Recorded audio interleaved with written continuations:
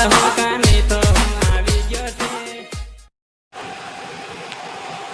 Skin demo video જોયો આવું status editing કરવા અને બનાવવા માટે તમારે સૌથી પહેલાં એલાઇડ મોશનની જરૂરિયાત પડશે અને તમારી જોડે ના હોય તો તમે પ્લે સ્ટોરની અંદરથી ડાઉનલોડ કરી લેજો. નહીં તો અમારા વિડીયોની ડિસ્ક્રિપ્શનની અંદર લિંક આપેલી છે મિત્રો, તો ત્યાંથી ડાઉનલોડ કરી લેજો. અને વિડીયો એડિટિંગ કરવા માટે તમારે વિડીયોની અંદર એન્ડ તક બન્યું રહેવાનું છે. વિડીયોને એકદમથી ધ્યાનથી અને ક્લિક કર્યા વગરનું જોવાનું છે મિત્રો, ત્યારે તમે એડિટિંગ કરી શકશો મિત્રો. તો તમારે સૌથી પહેલાં અહીંયાથી એલાઇડ મોશન આવી રીતે ઓપન કરી દેવાનું છે મિત્રો. તો એલાઇડ મોશન તમે ઓપન કરશો એટલે તમને અહીંયા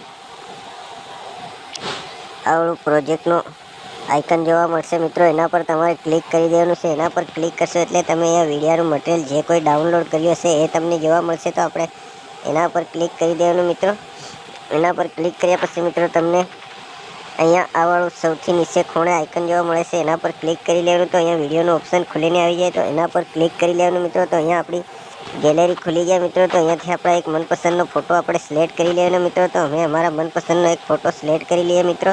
તો તમે પણ તમારા એક મનપસંદનો ફોટો સિલેક્ટ કરી લેજો મિત્રો. તો અમે અહીંયાથી આવાળો ફોટો સિલેક્ટ કરી લઈએ મિત્રો. ફોટાને સિલેક્ટ કર્યા પછી તમારે આવાળું 3 ટપકાનું આઇકન જોવા મળશે, એના પર ક્લિક કરી દેવાનું. ક્લિક કર્યા પછી મિત્રો તમારે આ 5મા નંબરના ઇન્ટરફેસની ઉપર ક્લિક કરી દેવાનું.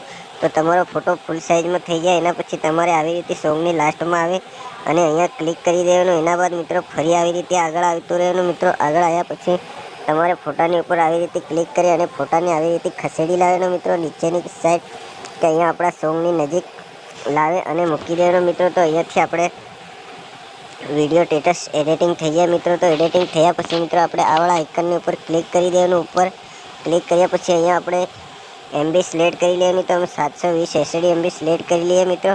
એના પછી તમારે આવાળા આઇકનની ઉપર ક્લિક કરી દેવાનું. તો મિત્રો અહીંયાથી તમારું આવી રીતે વિડીયો સ્ટેટસ ડાઉનલોડ થવા લાગી જાય. તો ડાઉનલોડ થાય ત્યાં સુધી તમારે અહીંયા થોડી રાહ જોવી પડશે મિત્રો. તો આપણે અહીંયા રાહ જોઈ લઈએ મિત્રો.